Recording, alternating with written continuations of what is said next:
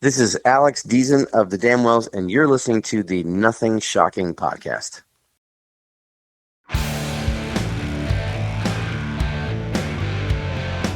Want to know what's going on in the world of music? Then tune in to the Nothing Shocking podcast, a non-genre based, all ages friendly rock and roll program. Join us weekly for interviews with all your favorite rock stars from the mainstream to the underground. You can find us at nothingshocking.libsyn.com or anywhere you download podcasts.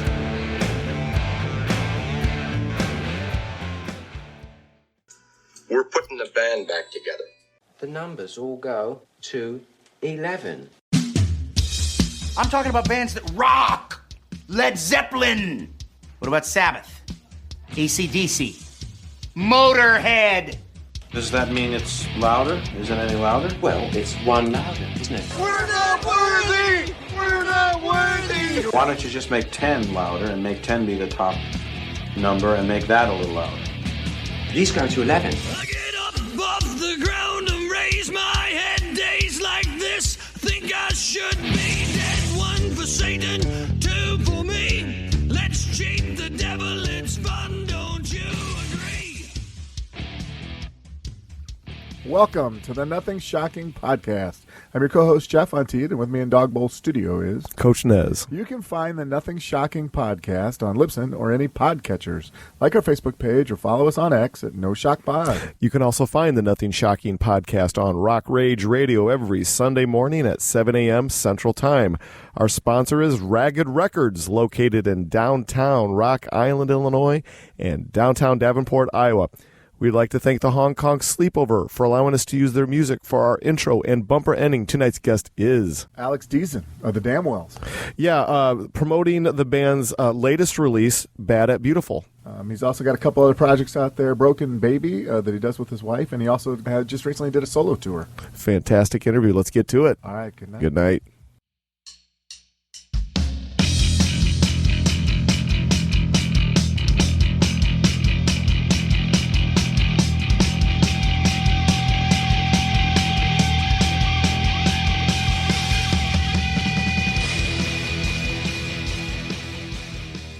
Alex, welcome to the Nothing Shocking podcast. I'd like to introduce you, my co-host, Jeff Untied.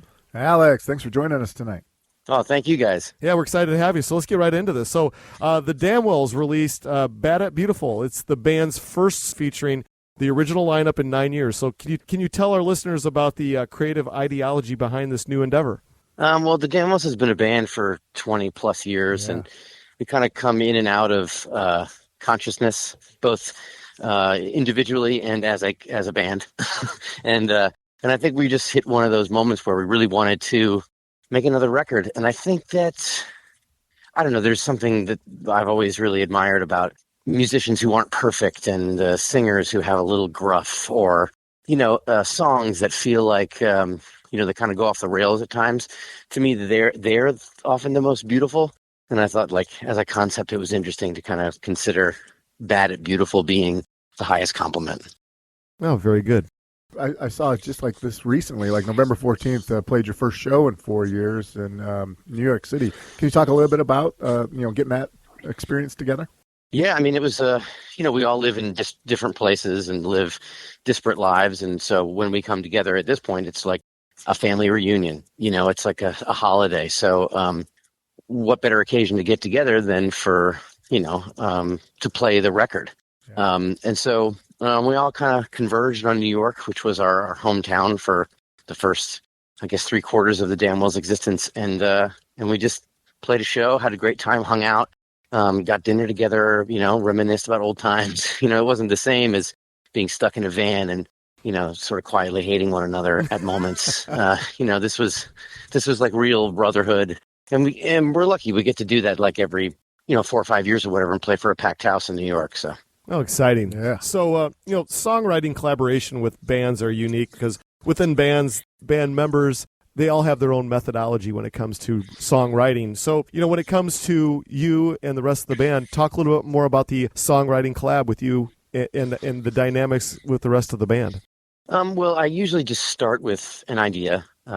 It goes to Steve, the drummer. He will kind of, he's got some kind of supernatural ability to see what a song can be. It could be slower, it could be faster, it could be more like a Rolling Stones song, it could be more like this. And then from there, we'll kind of work on it a little bit arrangement wise, and then we'll pass it to Dave and Ted, and they kind of fill in with their, Dave's got these great guitar parts, and then Ted, offers the bottom end, and that's kind of a song. I mean, that's pretty much how it works. Sometimes they come fully formed for me, but that's usually pretty rare. Oh, very good. I think the first song you guys released, Without a Heart, not the first song, but the first song for leading up to this album.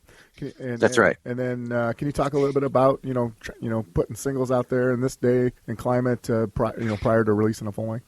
Oh, man. I mean, we're so, yesterday's news as far as, trying to be at the top of mind that we just put out a song when it's ready. I mean, I think the philosophy for us putting out that song long before the album was just to kind of remind people that we're, a band, that we exist, and to gin up some excitement for a possible album or show or tour or whatever. And so on the back of that song, we launched a Kickstarter, which helped us to fund the album. And then, we went back to the studio to finish it. Oh, very good. So Super Expensive Fear is my favorite track on Bad at Beautiful. Talk a little bit more about that track, and how did the songwriting come about, and the recording process of it all. Well, thanks. Earlier I said, when I bring a song to Steve, he can usually say, maybe it could be faster, slower, sound more like the Rolling Stones. And we have this sort of like Rolling Stones adjacent thing that we've been doing quietly for many years, where it's almost like our best imitation.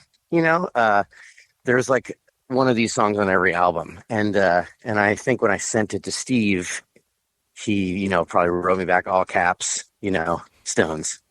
So it made it pretty clear, and then of course Dave, he brought out his lap steel, and got some really cool, like open chord, voicings kind of running through there. And immediately when you kind of do that, you kind of get that Rolling Stones kind of blues rock vibe. And it just kind of was off to the races after that. Trying to think what the song on the last album, I can't remember what it was called, but we had like a similar thing. We all kind of looked at each other and we were like, Stones? So that was kind of that one. Fantastic. Yeah, very cool. I think one of my favorite songs is It's Not You. I didn't know if you had a story behind that one. It's kind of like if I'm reading it right, it's like a young love breakup song. Oh, yeah. I mean, it's funny. It's like, I think that all songs, like whether they be, a pop rock or sort of rock or indie rock adjacent or whatever, they're kind of all about loss or losing, a girlfriend, whatever. And I don't really remember exactly. I feel like the language is of that kind of aesthetic is so it's so normal in my writing that I feel like I wasn't even really thinking probably about like a particular breakup, but I was like, oh, this feels musically like it would lend itself nicely to the landscape of sort of a loss and regret thing, which, we all have kind of just kind of in reserve when we need it, Well, yeah, everybody goes through that, and I think that's why I gravitated to it, because I'm like, I don't have that right now, but I'm just like, I can remember, the song just made you trigger and go, whoa, I remember when that happened to me. Oh, sure. Yeah, no, that makes perfect sense. Well, let's talk a little bit more about the Alex Dezen songwriting vault. So, yeah, we talked to a lot of artists that have tons of unfinished songs in their vault of music, unreleased material. For you, is the vault pretty large, or do you use everything that you write, or do you put things away for another time? How does it work? I had a vault for a long time in my 20s when I was writing pretty much every day. I amassed a huge number of songs which were used for numerous records. But of course I was writing at the same time. So it would be like, pick one from the vault and here's a new one from the vault, here's a new one. At this point, I have probably songs that are just, that have just sort of collected dust in the vault from, however many years ago that never got picked for a record. But I don't really know if there's too many of those. I don't write songs now unless there's a reason. I don't just sit around and go, I'm going to write a song today. I mean, I'm too busy. I'm an adult. I have a mortgage. I have, a job. So I can't really do that. But I like the idea of, being able to do it that way because it just makes me feel more focused. I also write, I wrote a novel and short stories and essays and stuff like that. And I just don't write unless there's a reason to.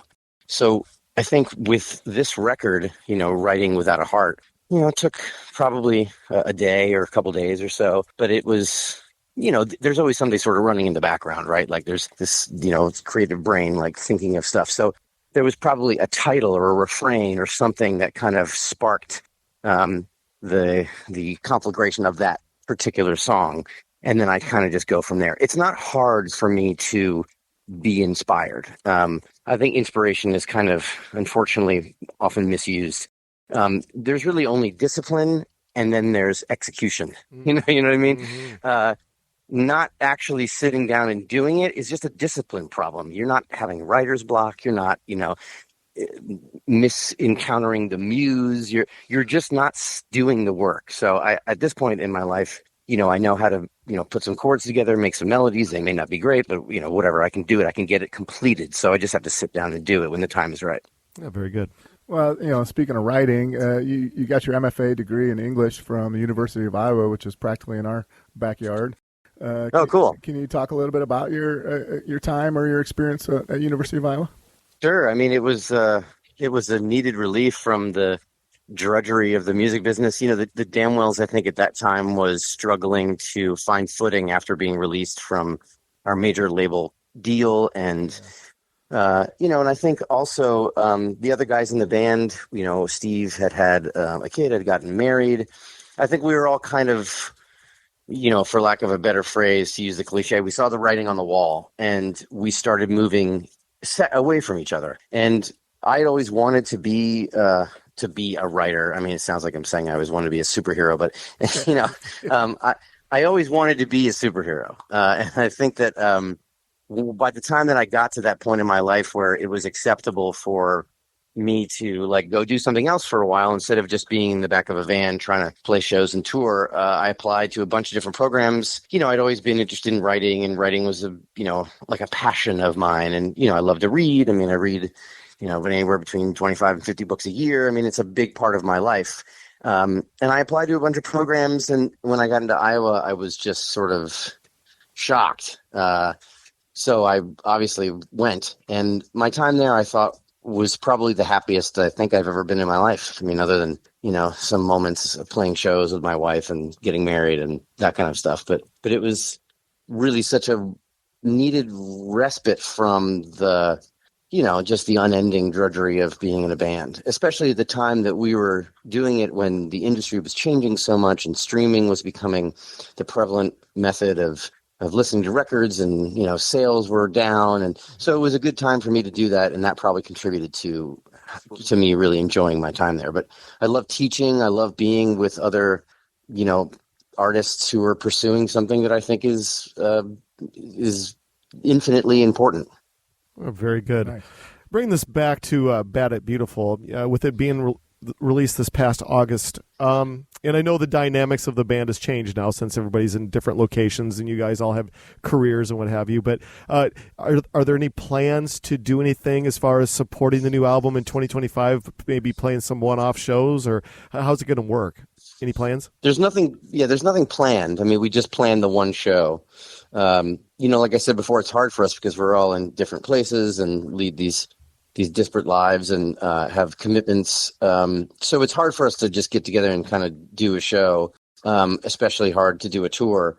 So we would, if that were to happen, it would probably be in some other formation, me with maybe Steve and a different guitar player, different drummer. There's been a bunch of people who have come in and out of the Damnwells fold over the years that are considered extended members of the family. But right now there's no plans for anything in 2025.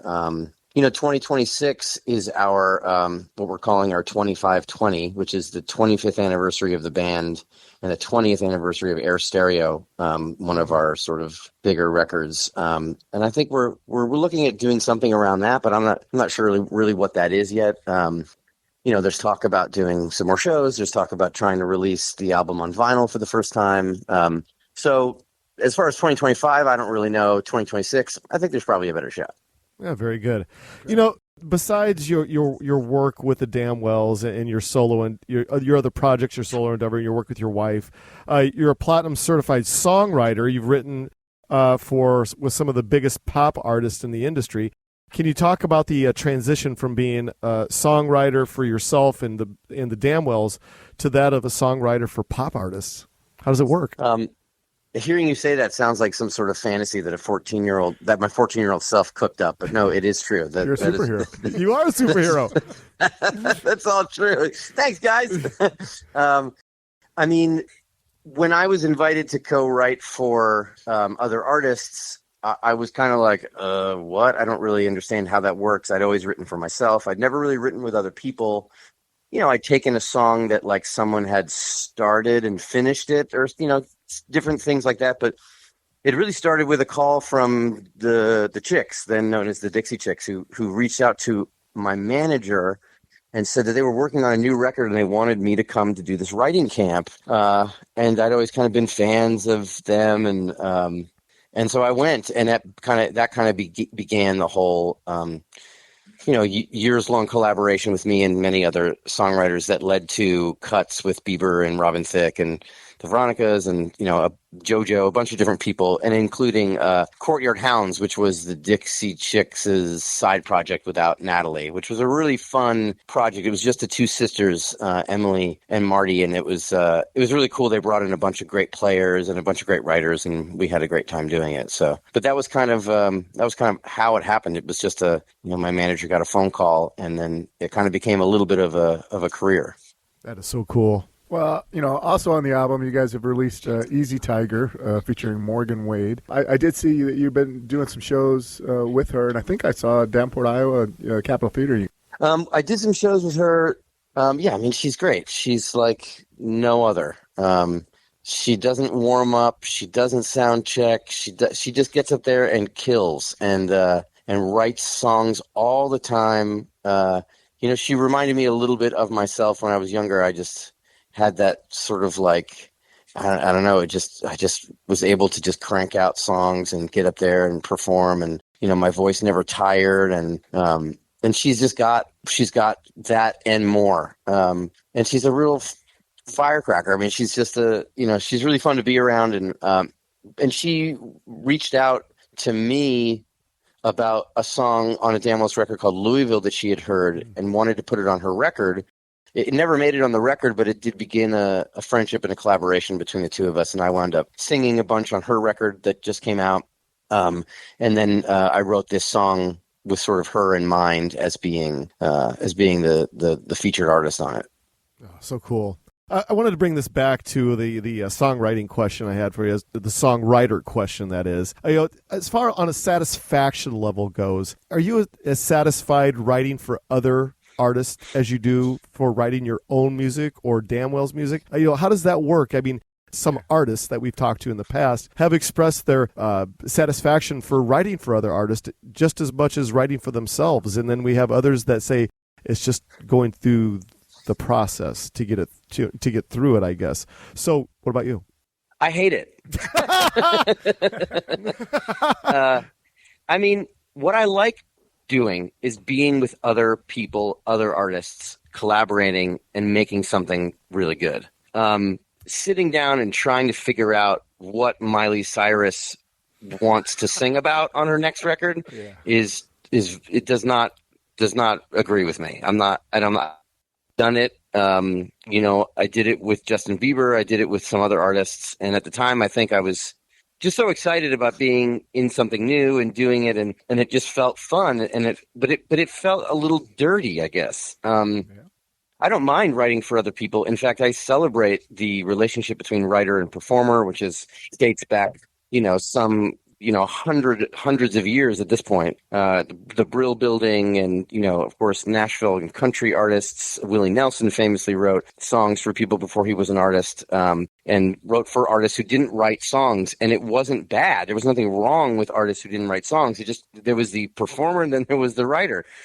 So I celebrate that and I love it. I think my problem with it is that those lines have been purposefully blurred by some artists, where they don't want to acknowledge or even really mention some of the other writers that were involved in the process of creating the song that they sing. And I think of Nora Jones when she got the Grammy for, I think it was Best New Artist, and the first people that she thanked were her writers and musicians. And that's a long celebrated relationship that I think that I think is now more prevalent than ever in pop songwriting, but is almost never mentioned. And I just think that stinks. Songwriters don't get paid fairly. I mean, there's a lot of rumbling about how Spotify and streaming platforms are not adequately compensating songwriters.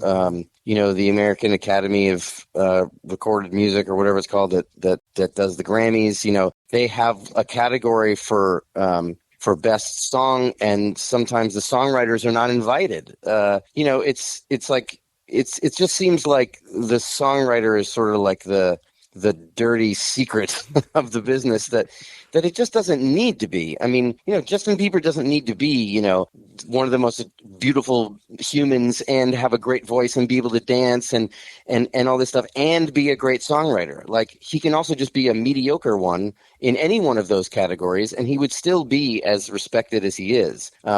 I just don't understand why the last frontier of artistry, the songwriting process, has to be blurred and occluded like it is, and the songwriter gets the short end of the stick. So I guess that's why I don't like it. And just from a purely like performance standpoint, I just don't like having to get into the body of a celebrity and try to imagine what it is they want to sing about. I mean, if they wanted something to sing about it, they'd go and write it and sing about it.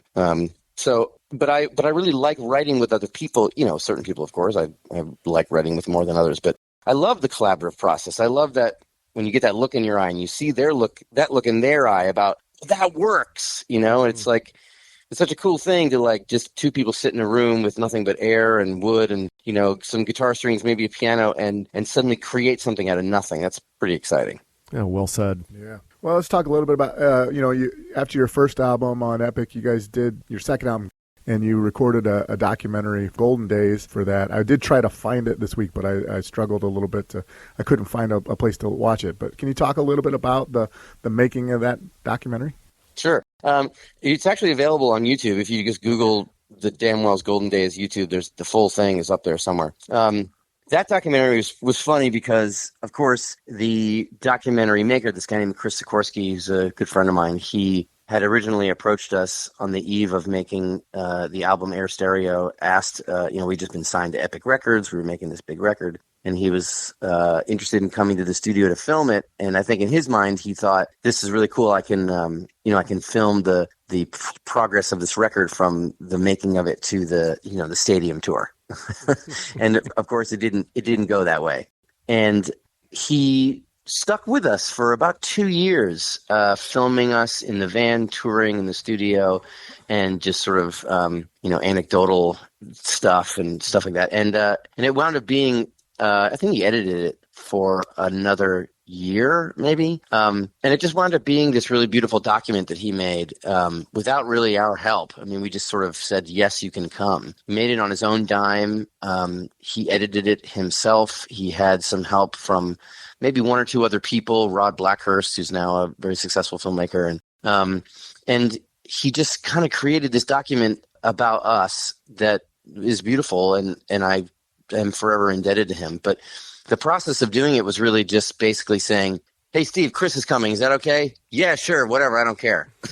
And we did that sort of on and off for 2 years. And then at the end, he had this amazing documentary. We went to a couple film festivals. We went to the Phoenix Film Festival and a couple other ones. The film itself went to dozens of film festivals. It sort of had a life of its own beyond us. And at the time, I was sort of bummed that we had, been faced with some obstacles in our career while that documentary was being made. It would have been so much better to have it, sort of follow us on this victory lap. But in the end, I'm just glad that he was there to film it. Yeah, fantastic. Broken Baby is a project that you and your wife have created. How does the husband and wife dynamic work in the world of music? Like you'd expect. Sometimes real well, sometimes not. Amber is a totally different creature as far as, like band member, musician. She's like a genuine performer. I was the lead singer and am the lead singer of the Damnwells, but I never saw myself as a performer. I thought of the performance as just a part. When she's on stage performing, it's like a show. It's like, I mean, I just watch people as I'm playing, and they're just totally starstruck. I mean, she's, crawling all over the floor, jumping on top of instruments. I mean, and it's a totally different band than the Damnwells. It's like a very much more aggressive kind of punk leaning. And she's just this incredible performer. And I think people really, really connect with her, and seeing that as, her husband, and seeing that as just a member of her band is really, it's an honor, and it's just really exciting. We played a show a couple months ago at Permanent Records Roadhouse, a venue in Los Angeles. And it was like, there's like 100 or so people there, jammed up to the front of the stage, people taking pictures, people just, wanting to get sweat on them. And it's just a really cathartic experience for me. And it's a very proud experience for me also to watch her. And I also learn a lot watching her perform. I didn't really understand that there was a performer requirement in being a frontman until I was in Broken Baby. I mean, I got it. I would watch, the Jesus Lizard and see David Yao. He's a performer. I'd see other bands. I mean, even Patti Smith, she's a performer. But I just never saw it firsthand like that. And I think after seeing her do that, I took some of that with me in my own performances, either with the Damnwells or, playing solo, of just, kind of imbuing elements, not like I'm, juggling or anything between songs, but just understanding that, like, it is entertainment. Mm-hmm. And when you're up there playing the songs, it's okay to indulge in that a little bit. And in fact, I think it helps people to connect more deeply with the songs. Oh, fantastic. Yeah. And, talking about your solo performances and stuff, you do have a couple of albums, 3 albums, I think, and a live album. Can you talk a little bit about, compare and contrast your solo work to, maybe that of your other work? Yeah. I mean, I think when I started making solo music, I think it was just to sort of pass the time. I put out 4 EPs. There was sort of this like Bedhead series I was doing, which were songs that I was all writing and performing on this solo house tours that I was doing. And then I guess in 2016 or 2017, I started to take it more seriously. I became a little bit more proficient as a producer and as sort of an arranger. And so I started making my own productions for other people. I started doing my own productions for myself. And then I started writing again the way I did when I was younger, just sort of started coming out of me. And I thought, well, hey, I guess I should start making some solo records because, the band is kind of not as active as it was. So I started making my first solo record. That turned into a tour. I made another solo record that had a tour attached to it. I made a third record and put that out without much ceremony. Just, I was finished with it and I wasn't going to tour. And then I made some songs during the pandemic, just releasing them to fans on, digital streaming platforms. And I guess the difference with it is, I don't really know any other way to describe it except when I'm writing a Damnwells song, I can sort of see it as, I can see there being a blueprint before I begin, which doesn't feel constrictive. It feels actually very freeing to me because then I can just put the pieces where they need to go. And it's still exciting and interesting writing Damnwell songs. There's a bunch of songs that are different from others, and, I collaborate with those guys on arrangements and stuff. And so it's just a more open process, but it's a process that I'm very familiar with. When it comes to writing solo stuff, I mean, anything's game. Drum machines, synthesizers, mouth harps, I mean, whatever. And I think that part, is kind of exciting in a different way, but can feel burdensome. I mean, I think there's probably some solo material that probably went a little off the rails, but because it doesn't have that architectural blueprint like the Damnwells does. So sometimes I get a little lost, but then something kind of special can come out of it too. So I guess that's how I would describe them differently.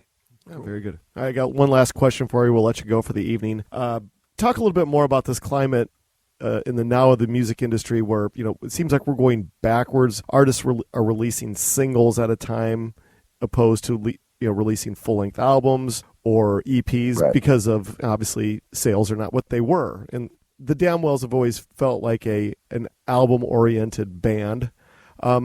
Right. Do you ever feel as though that the physical, tangible product of an album or a CD or whatever will ever come back to the popular culture again for the youth, or I guess maybe, or young adults? Or are we just seeing that digital format be the way of the future forever till the end of mankind?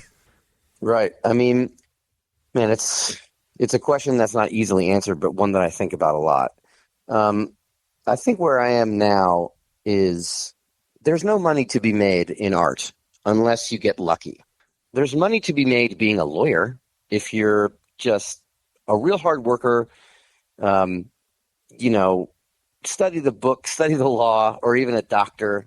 There isn't, I don't think anyway, as much luck involved. And with art, it's just timing and luck and who you know and those kinds of things. And I think there's a lot of artists who don't want to hustle. They don't want to go and push their face in someone else's and push their art in front of someone else's eyes. And I don't think there's anything wrong with that. Art and commerce is an intersection that's obviously very, very crowded. And I think that art has always and probably will always give way to commerce. It's just a more powerful, hydra-headed beast, and art is like this little creation just trying to make itself known. So while I have, some sadness or regret about where things are headed, just economically, I also just think that art will find a way. Someone once described art as a 4-dimensional object or a 5-dimensional object living in a 3-dimensional world. It exists in ways you can't ever really see all the time. So even if it doesn't, climb to the top of the charts, it can dig down deep into the soul of somebody. And I think that's a much, much more powerful and lasting relationship than, being a lawyer or a doctor. And not to say that those things are bad, but I just think that those endeavors, they're achievable with a lot of hard work. And art requires a lot of hard work, but that doesn't necessarily mean that you'll achieve any real success, financially speaking. So I try not to pay too much attention anymore to Spotify or, the crumbling music industry. I'm not really in the industry as an artist that much anymore. I've kind of made my fans. I've said my piece. I'll continue to make records because I enjoy doing it, and I think the fans enjoy hearing it. But I just hope that future generations of artists, many young people that I've met as a producer, as a mixer, who are astonishingly talented and hardworking, I hope that they can find a way to get their music heard without it being, sucked up into the vacuum of commerce. Yeah, well said. Well, we're out of our allotted time for the evening. Is there anything we left off tonight that you would like to plug or promote? No, I think this has been great. I really appreciate you guys doing the research and asking great questions. It was a really fun conversation. Well, thank you so much. We appreciate it. This is how things are going to work out. Jeff, the editing wizard, will clean up all of our boogers, and he'll make us all sound like $1 million. Does that sound good? That sounds great. Alex, thank you so much. Yeah, thank you. Thanks, guys. Yep. Thanks care, so man. Much. Appreciate it. Bye-bye. All right.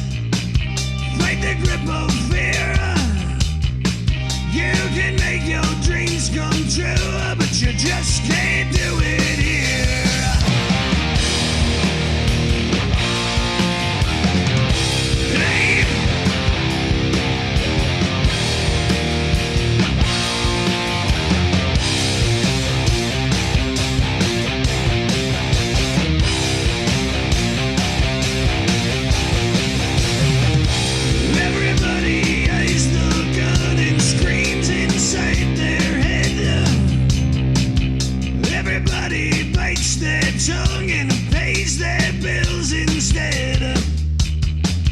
Hide in the spotlights, fight the grip of death. You can have the air you need, but you best not take one breath.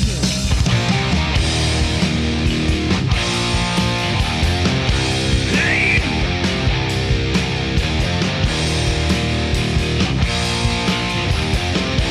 Roll the dice.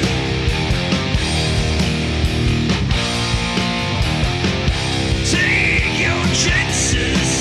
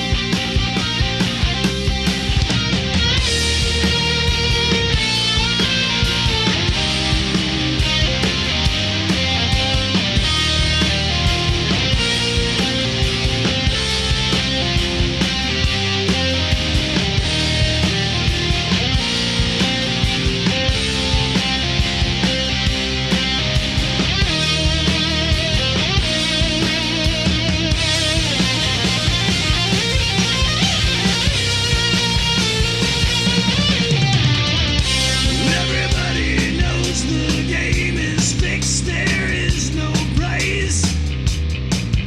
Everybody pulls the plug and says their last goodbyes. Move to the sunshine, fight the grip of nights. If they ever take from you, then you plug out both their